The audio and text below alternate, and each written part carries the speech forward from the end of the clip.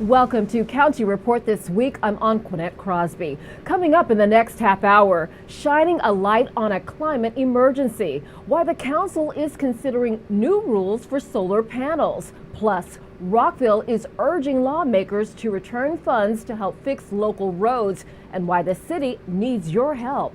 And later, a spectacular event to celebrate the Chinese New Year. But first, the demand for wireless service has increased. To meet the growing demand, the County Council is considering a zoning text amendment. It would address the use of small cell antennas on public property, including residential neighborhoods and commercial areas.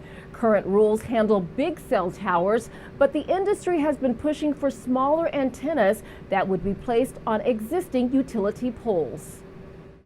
It establishes an approach for small cell infrastructure, particularly in urban areas. Right now, all of our rules are designed for towers, that are hundreds of feet tall and require hundreds of feet in setbacks. And the problem with that is that obviously doesn't fit in a downtown or a denser area. We call it the Tower Committee. Tower Committee. And it is a committee that receives applications for cell phone infrastructure or cell infrastructure, wireless infrastructure, and ensures that, if carrier A wants to build, an antenna in this area, and then carrier B wants to build an antenna in this area, we tell them, A and B, you must build together. We can't have A's infrastructure and then right next to it B's infrastructure cluttering up the roadways with all kinds of equipment. So we're able to enforce certain kinds of restrictions on the industry by working with them in that manner. You said you met with the FCC chairman with Ike Leggett last year. And Congressman Raskin as well, and staff from Congressman Delaney's office. Yeah. What was your message, and what message did they send back with you? Our basic message was A, finish the health study, and B, don't take away local control. That local government can work with you effectively to manage this, but don't take away local control. And of course, that's what we're concerned that they want to do. So, if you have concerns about health, then the worst case scenario is for the FCC to take away local control or the state legislature to take away local control. It's a very tight situation. The council is now considering new rules for solar panels. County residents and businesses could have greater access for solar arrays that would create electricity from sunshine. Council members Tom Hucker, George Leventhal, and Mark Elrich have introduced a zoning text amendment. It would allow solar installations with a capacity of up to 2 megawatts. That's enough electricity to power 200 nearby homes.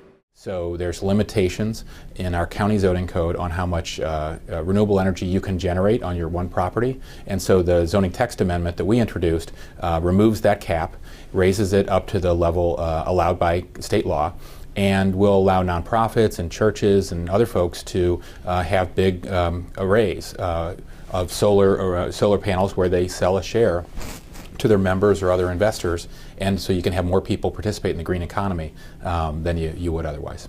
Where are you envisioning these panels going? Would they be on roofs? Would they be on parking lots? Would they be someplace else? It could be any of those. I was sponsor of a community solar bill in Annapolis before it passed several years ago when I was still in the state assembly. And back then, a lot of the discussion was to have owners of multifamily buildings, aka apartment buildings, storage facilities, warehouses, other folks like that, put panels on their roof and then sell shares to folks that work in that building or live in that building. In this case, we're out in the suburbs, and it was a church, the Cedar Ridge Community Church in my district in Good Hope Estates, that approached us to say that they wanted to have solar arrays on their property, raise some money for the church, allow many of the residents at Good Hope Estates who have too much tree cover to make solar panels work on their house. This way they can buy shares in the array in the church's backyard and be part of the economy of generating solar energy in Montgomery County.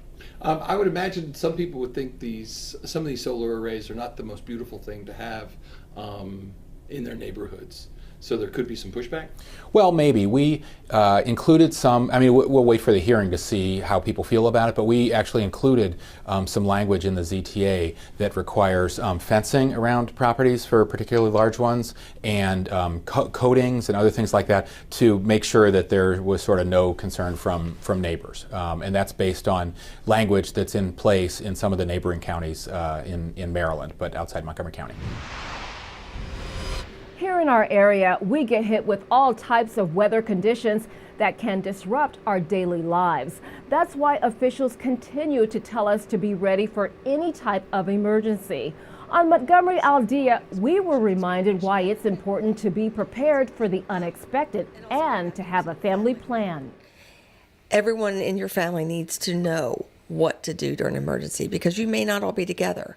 So one of the key things we tell people is a communications plan, because sometimes, like when 9/11 happened and the phones were jammed and you couldn't get out on your cell phone, or you couldn't call in that area but you could get out to another area, it's important to, as a family, identify someone that's not necessarily in this state, that's a family member that you can call and say, okay, I'm okay.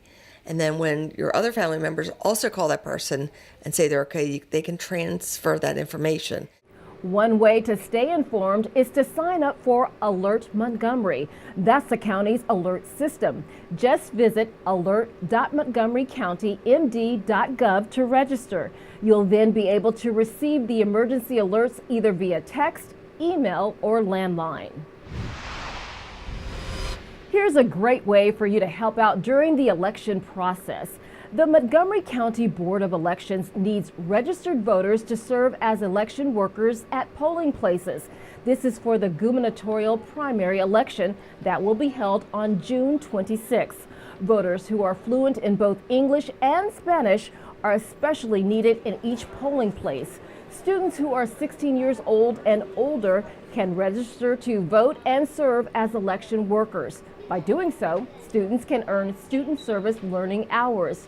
For more information about all of this, go to 777vote.org or call 240-777-VOTE. Coming up on County Report this week, take an unforgettable journey to the birthplace of the civil rights movement. We'll explain. And hear the fascinating speaker that is sitting down for the Presidential Dialogue series on NC's campus. That and more when we come back. Did you know there are more than 10,000 county government phone numbers? But there's only one number you need to remember for non-emergency calls: 311. MC311 is Montgomery County government's online telephone information system. Need information? Have a problem or complaint? Trying to locate a county government facility? Call 311. The call center is open Monday through Friday, 7 a.m. to 7 p.m. The website is available 24 hours a day, 7 days a week. In Montgomery County, we have a goal to reduce waste and recycle 70% of all waste by 2020. By recycling and reducing waste, we save natural resources and make our community even better. So recycle at home, work, school, everywhere, and keep recycling going. For more information, call the Montgomery County, Maryland Division of Solid Waste Services at 311 or visit montgomerycountymd.gov/recycling. Keep it going. Recycle more now. Welcome back to County Report this week. I'm Anquinette Crosby. This may be the ultimate history tour about the civil rights movement. It's a bus tour that retraces the steps of Martin Luther King Jr. and other civil rights heroes. Joining us to tell us more about the tour is Jim Stowe. He's the director of the Montgomery County Office of Human Rights. Thank you, Jim, for being here. Tell us more about the tour and what folks can expect. First of all, it's called the Maryland Civil Rights Education and Freedom Experience, because that's what's going to happen. Persons who go on the tour will actually have an experience where they are actually immersed into civil rights history.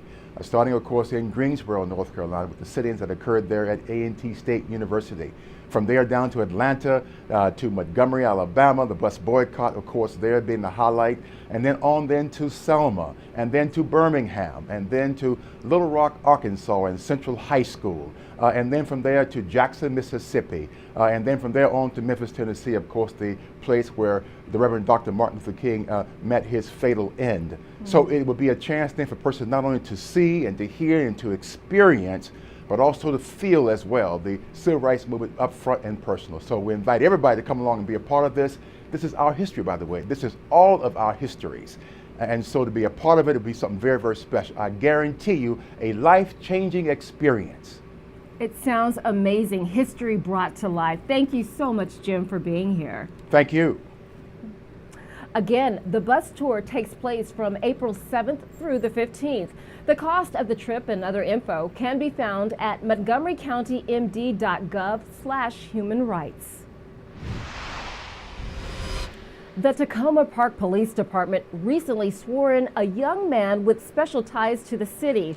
Tacoma Park City TV covered the swearing-in ceremony and explains why this is a dream come true for the new officer. Before I went to the academy, before I started working with the police department, I lived on Lee Avenue for about 12 years. I basically grew up here. I went to the elementary school, I went to Piney Branch Middle School, I went to Blair High School, I even finished off at Montgomery College. So I was here in the city most of my life. So growing up in the city, I saw a lot. As I grew older, I wanted to give back to the city. So I started off working at the rec department here in the community center, helping out with the kids, different events, city events, which was great. But my ultimate goal was to become a police officer. I've wanted that since I could remember. As a young kid, I used to speak to all the officers daily and talking to them how I couldn't wait until I became an officer. And so the opportunity came up where Captain Collington gave me the opportunity to come down and work with the department. Getting sworn in and getting my badge was very emotional because I've been looking forward to this for such a long time. I worked with the police department for about 6 months before they sent me to the academy. The academy was a long, long adventure, to say the least. It was great. I learned a lot, met a lot of people, and I'm finally out. So now I can give back to the community that gave me everything I know now. I'm just thankful that I finally got this opportunity and I'm ready to give back. Everyone may not agree with every speaker's viewpoint, but that's what makes MC's Presidential Dialogue series so unique. It's a way to hear about diverse opinions. We learn more about education and incarceration.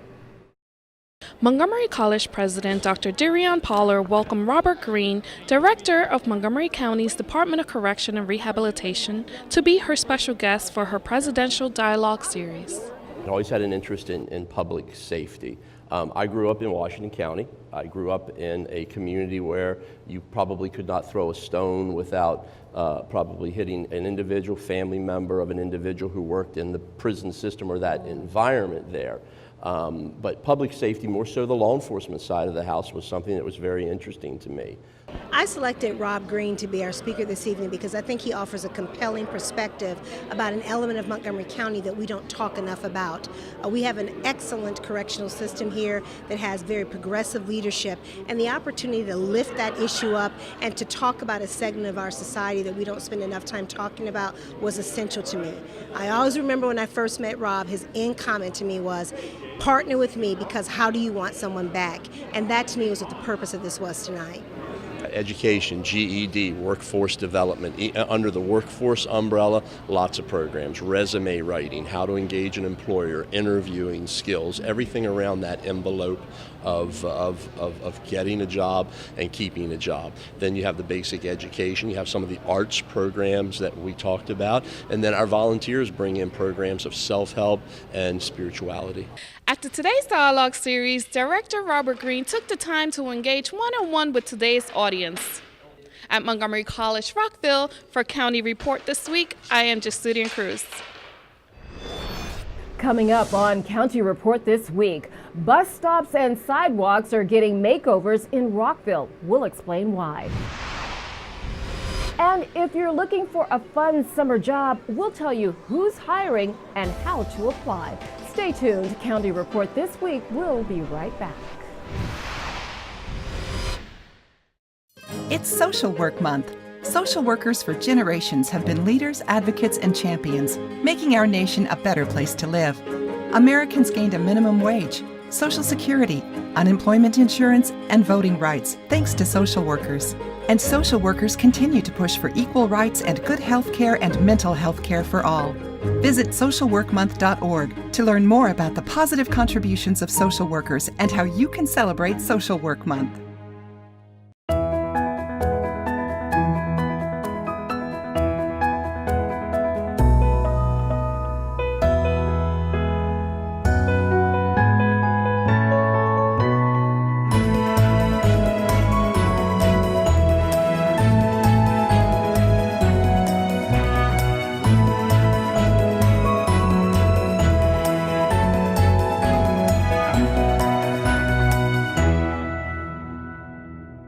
At Montgomery Parks, it's time to play tag. Oh, I'm on base. What's base? This. Playgrounds are awesome, but make sure you remember to take a ride aboard a miniature train. Do you think they'll let me drive? I mean conduct. Bring a picnic lunch and enjoy a meal outdoors.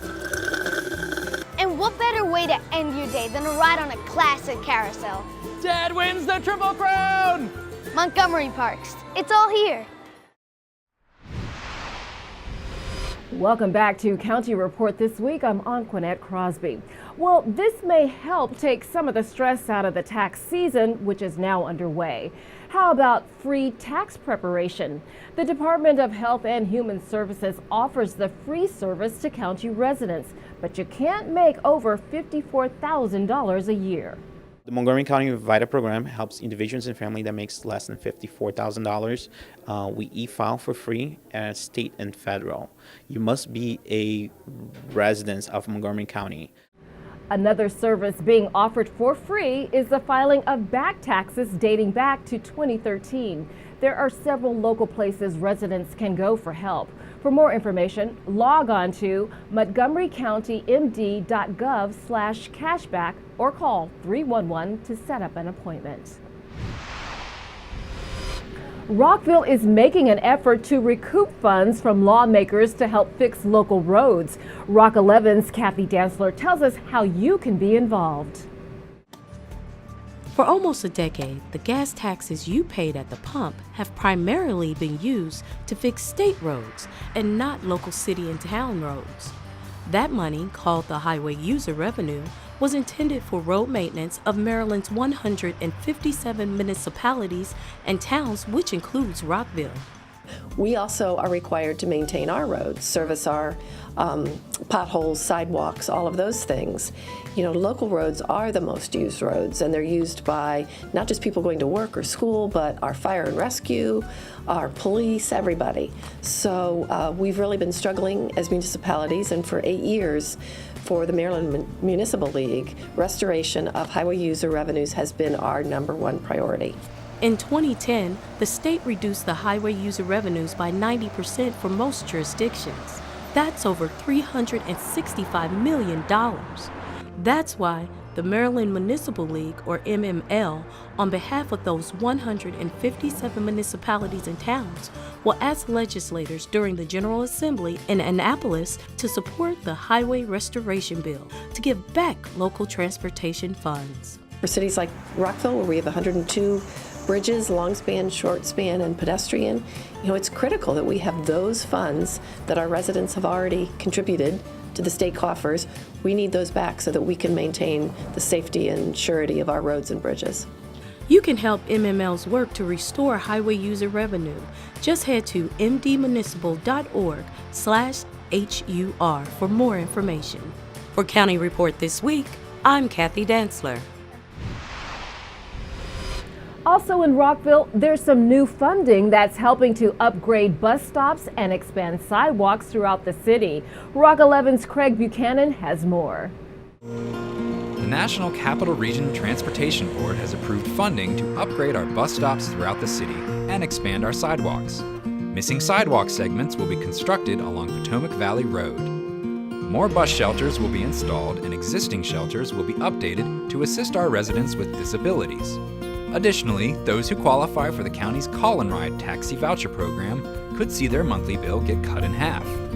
Rockville joins other projects in the DC area that aim to remove barriers to transportation service and expand transportation mobility options. For more information, head to rockvillereports.com and search for bus stops. For County Report This Week, I'm Craig Buchanan. Well, it's that time of year that motorists hate. 'Tis the season for potholes. The ice and cold with below freezing temperatures are creating those pesky holes in the pavement. So far this year, about 1,000 have been reported. Please call 311, and our service level agreement has us fixing that pothole within 3 days.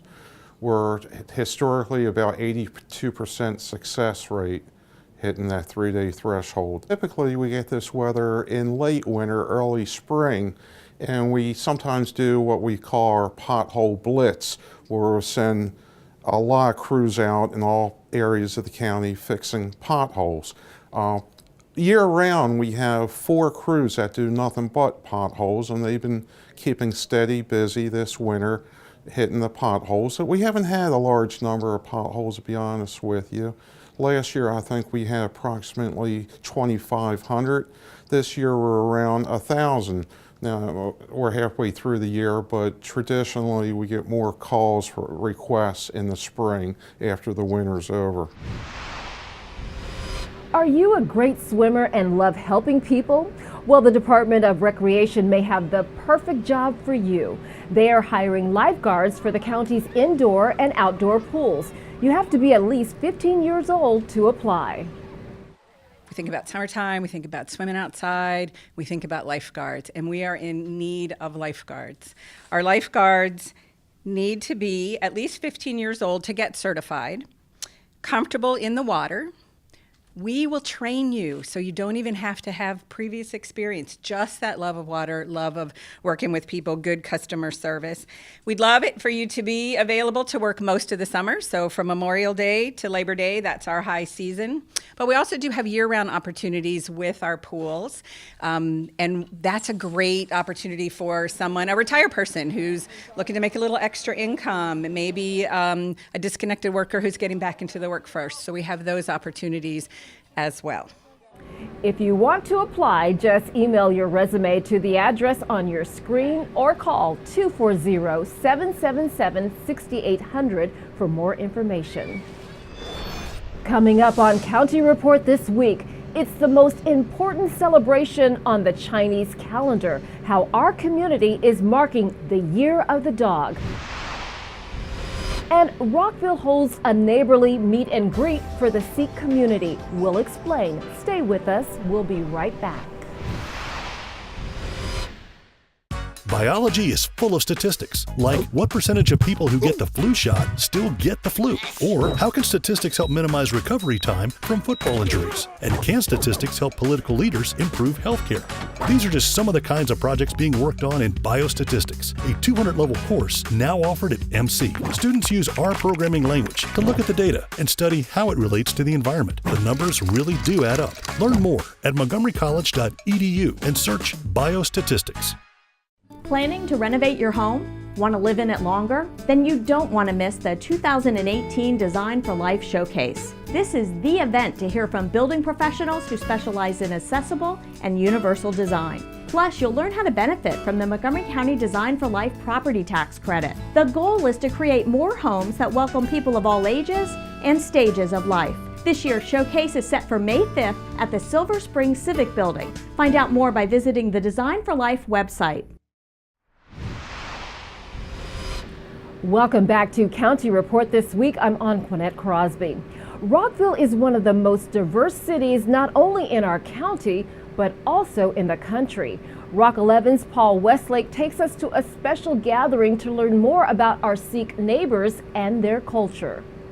The Gurdwara Sikh Spiritual Center on Trevilla Road welcomed Rockville residents and visitors from around the country to an interfaith program where guests could take a tour, try on a turban, and learn about the Sikh faith. We live in a time where we get stuck in our own echo chambers, and this is an opportunity to go ahead and have a discussion.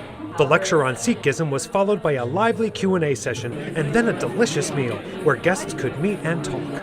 By all measures, the evening was a great success. We had people of all faiths, friends, family, all came together, and they all were actually listening to the message. They're really keen on learning what it is to be a Sikh and what happens at the Gurdwara. So I think it was really good. The community here is very embracing, very loving, very understanding. And in this country, if every city is like this where I live, it will be much more beautiful. For County Report This Week, I'm Paul Westlake.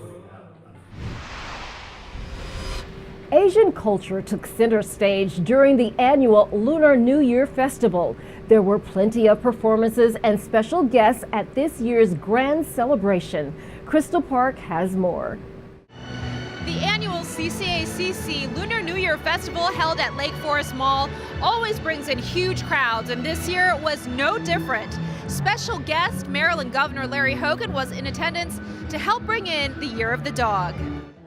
The governor of Maryland, along with his Korean wife, Yumi Hogan, were part of the VIPs in attendance at this year's Lunar New Year Festival at Lake Forest Mall. Council members were also on hand to present a proclamation and participate in the ribbon cutting. According to the Chinese zodiac, 2018 is the Year of the Dog. So what exactly does that mean? Dog's supposed to be loyal, honest, cautious, and prudent. And because of its characteristic of sincerity and loyalty, that it tends to try to do good things to others, to help others. This is the 21st year the celebration has been held at Lake Forest Mall. Every year, hundreds of people crowd around to watch the many performances, including the traditional dragon dance, martial arts demonstration, and lantern dance. I think it is so fitting to have it here at Lake Forest Mall in Gaithersburg, since this is one of the top 5 most diverse cities in the country. So it is really truly a reflection of how we really value everything that is, diverse, or the cultural celebrations. The spectacle tends to attract people from all cultures, not just Asian Americans. It's a way for the larger community to experience a slice of Asian culture they may not regularly be exposed to. The governor was here this year, so it was really good to see the, politics aside, just everyone coming together and enjoying just the cultural part of it. In Gaithersburg, I'm Crystal Park for County Report This Week. Now it's time to meet our pet of the week. Say hello to Cherry Bomb, an 11-month-old female shepherd mix. She arrived at the Animal Services and Adoption Center with a broken leg, but after treatment and some TLC, she is now on the mend and ready for her forever home. She is so full of love and boundless energy. Please call 240-773-5900 for more info, or you can visit Cherry Bomb on the web at montgomerycountymd.gov/ASD. With that, we close this edition of County Report This Week. Remember to like us on Facebook and to join us again at this time every week for a look at what's going on inside Montgomery County. We leave you with images from the annual Mid-Atlantic Jazz Festival. It was held over Valentine's Day weekend at the Hilton Hotel in Rockville. Hundreds of people came out to hear from the region's well-known artists like Warren Wolf, Buster Williams, Carmen Bradford, and more. Very nice. I'm Anquinette Crosby. Thank you for watching. Who's coming with me?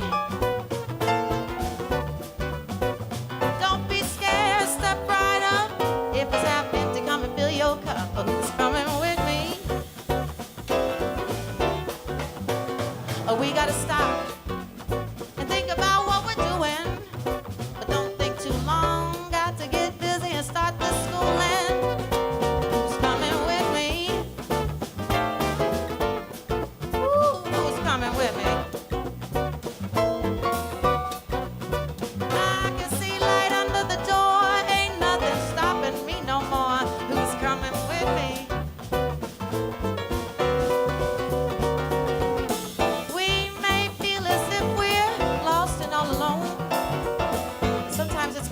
stop playing with your smartphone.